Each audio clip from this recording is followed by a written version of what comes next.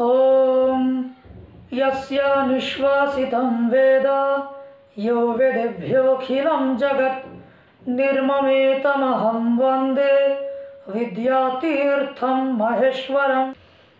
যদি কোনো হিন্দু ধর্মের ব্যক্তিকে জিজ্ঞাসা করা হয় যে আপনার ধর্মগ্রন্থের নাম কি, তাহলে কিন্তু 90% মানুষই শ্রীমদ্ ভগবদ্ গীতাকেই বলবে। কিন্তু আমরা জানি না যে আমাদের প্রাচীন ধর্মগ্রন্থ কিন্তু বেদ, যার কথা গীতাতেও রয়েছে। আজকে সেই বেদ নিয়ে আমরা আলোচনা করব। তো আমাদের প্রথম জানতে হবে যে বেদ কাকে বলে। দেখুন, জ্ঞানার্থক বিদ ধাতু, সংস্কৃতে প্রত্যেকটাই ধাতু থেকে নিষ্পন্ন হয়, প্রত্যেকটাই শব্দ। তো জ্ঞানার্থক বেদ ধাতুর সঙ্গে ঘয় প্রত্যয় যুক্ত হয়ে বেদ শব্দটি সৃষ্টি হয়েছে। এই বেদ শব্দের অর্থ হচ্ছে পরম জ্ঞান। বেদ কাকে বলা হয় সে বিষয়ে বলতে গিয়ে আচার্য মনু তার মনুসংহিতার 2য় অধ্যায় 6 নম্বর শ্লোকে গিয়ে বলছেন, বেদোখিল ধর্মমূলম, অর্থাৎ বেদ হচ্ছে অখিল ধর্মের মূল। অখিল মানে কিন্তু সমগ্র, সুতরাং সমগ্র ধর্মের মূল কিন্তু বেদ।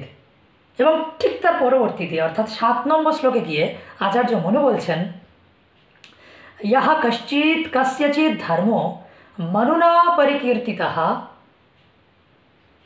স সর্বভিহিত বেদে সর্বজ্ঞানময় হি সঃ।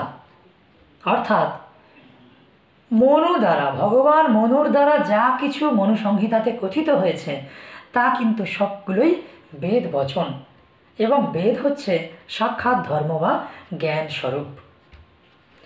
এই বেদ বিষয়ে বলতে গিয়েও কিন্তু পরবর্তীকালে সায়নাচার্য, যিনি সম্পূর্ণ বেদের ভাষ্য রচনা করেছেন, সেই সায়নাচার্য বলছেন, অপৌরুষেয়ম বাক্যম বেদাহ, অর্থাৎ বেদ হচ্ছে অপৌরুষীয় বাক্য।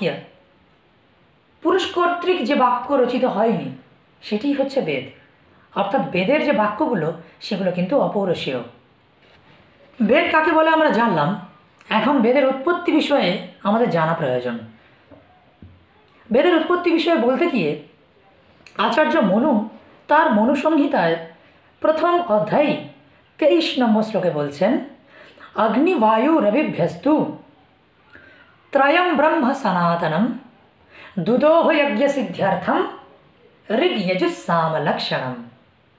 অর্থাৎ অগ্নির থেকে সৃষ্টিকর্তা ব্রহ্মা, অগ্নির থেকে ঋগ্বেদ, বায়ুর থেকে যজুর্বেদ এবং রবি বা আদিত্য বা সূর্য থেকেই সামবেদ দোহন করেছিলেন। দোহন করা অর্থে কিন্তু উৎপত্তি হয় না।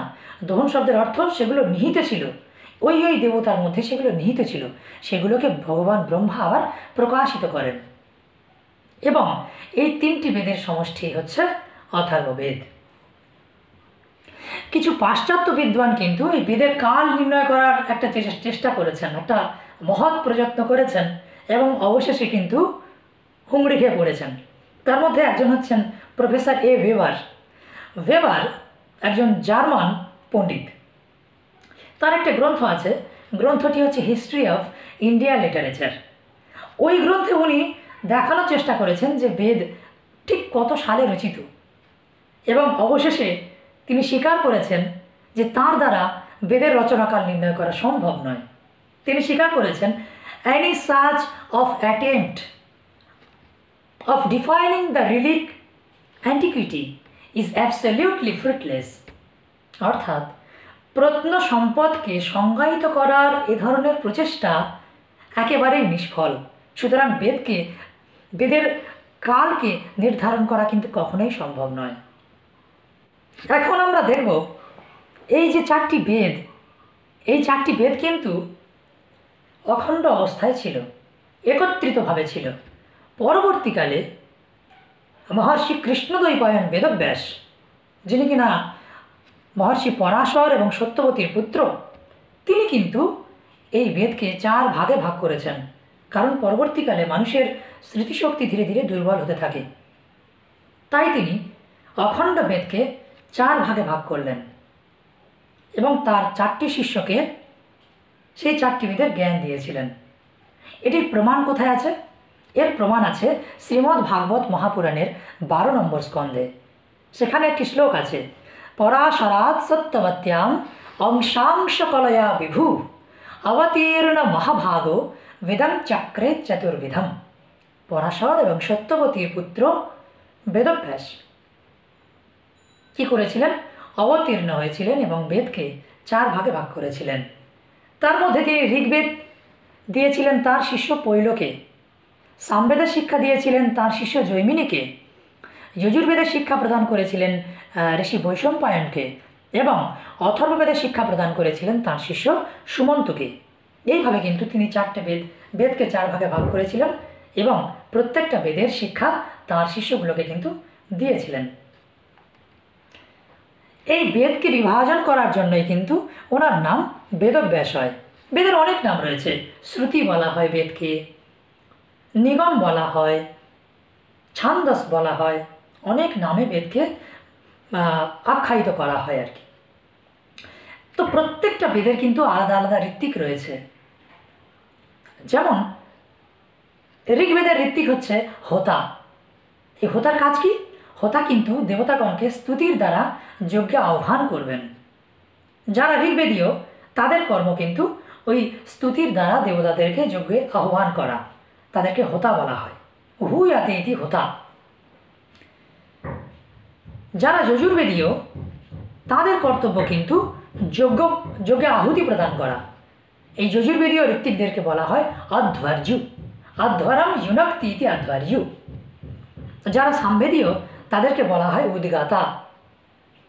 এনারা স্তোত্র পাঠপূর্বক বা সাম গানপূর্বক গান দ্বারা দেবতাদেরকে তুষ্ট করবে বা সন্তুষ্ট করবে।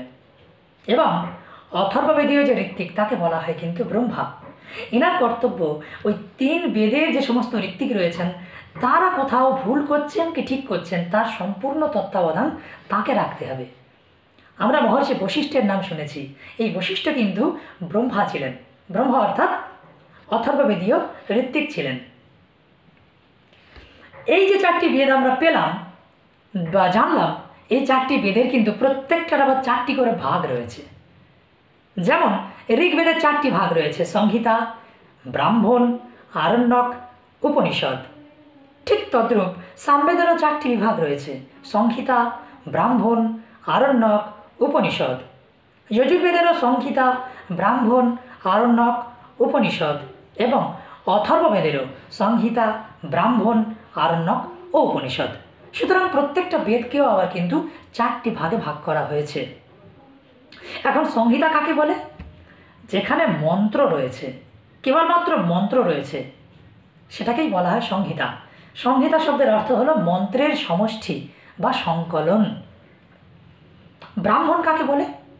ব্রাহ্মণ অর্থাৎ যে যজ্ঞের যে বিধিবিধান, যজ্ঞ কেমনভাবে করতে হবে, কোন মন্ত্রকে কিভাবে যজ্ঞে বিনিয়োগ করতে হবে ইত্যাদি সমস্ত কিছু বিবরণ কিন্তু ব্রাহ্মণ গ্রন্থে রয়েছে।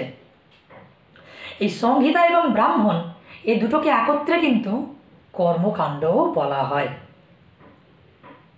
বেদের যে 3 নম্বর বিভাগ সেটিকে বলা হয় আরণ্যক। অরণ্যে অধ্যয়নত্বাদ আরণ্যকম ইতিরিয়তে।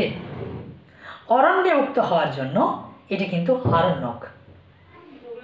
উপনিষদ শব্দের অর্থ হচ্ছে ব্রহ্মজ্ঞান, এক কথায় ব্রহ্মজ্ঞান। এখানে এই উপনিষদে ব্রহ্মজ্ঞান আলোচিত হয়েছে। বেদের সর্বোচ্চ পরাকাষ্ঠা, সব থেকে সূক্ষ্মতম বিষয় যদি থেকে থাকে সেটি হচ্ছে কিন্তু উপনিষদ। প্রত্যেকটা বেদেরই আলাদা আলাদা উপনিষদ রয়েছে এবং প্রত্যেকটা উপনিষদের কিন্তু আলাদা আলাদা মহত্ব রয়েছে। এই আরণ্যক এবং উপনিষদ এই দুটোকে একত্রে কিন্তু বলা হয় জ্ঞান কাণ্ড। সুতরাং বেদকে সামান্য দৃষ্টিতে দুভাগে ভাগ করা হয়। সংহিতা এবং ব্রাহ্মণ এই দুটোকে বলা হয় কর্মকাণ্ড। আরণ্যক এবং উপনিষদ এই দুটোকে একত্রে বলা হয় কিন্তু জ্ঞান কাণ্ড। এখানেই কিন্তু শেষ নয়, প্রত্যেকটা বেদের কিন্তু আবার কল্পসূত্র রয়েছে। কল্পসূত্রকে 4 ভাগে ভাগ করা হয়: শ্রৌতসূত্র, গৃহ্যসূত্র, ধর্মসূত্র এবং শূল্যসূত্র। তো যাই হোক, আজকে আমরা বেদ সম্বন্ধে এইটুকুই আলোচনা করলাম। আগামী ভিডিওতে আমরা কিন্তু ঋগ্বেদ সম্বন্ধে বিস্তারে আলোচনা দেখব। এবং যদি ভালো লাগে অবশ্যই কমেন্ট করুন এবং শেয়ার করুন। এবং যারা শাস্ত্র বিষয়ে আগ্রহী অবশ্যই তাদেরকে বলুন।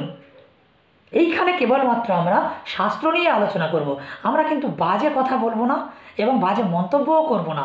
শাস্ত্র কিভাবে অধ্যয়ন করব তার প্রথম থেকে অন্তিম পর্যন্ত আমরা যাব। আমি প্রতিজ্ঞা করেছি প্রথম থেকে অন্তিম পর্যন্ত যাব। আপনারা যদি সঙ্গে থাকেন তাহলে আগামীতে আরও ভালো ভালো ভিডিও আপলোড করব। ভালো থাকবেন, সুস্থ থাকবেন। জয়তু সংস্কৃতম, জয়তু ভারতম।